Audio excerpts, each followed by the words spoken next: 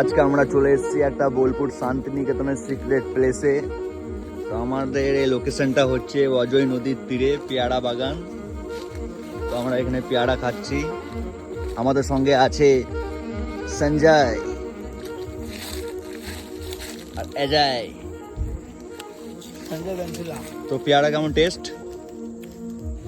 দারুণ টেস্ট। এরকম খেলে বডি হবে। বডি হবে শিওর? কতদিনে?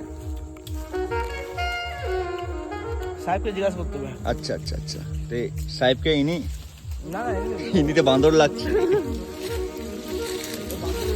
তো দেখুন কিভাবে পাড়া হচ্ছে পেয়ারা। কোথায় কোথায়? এই তো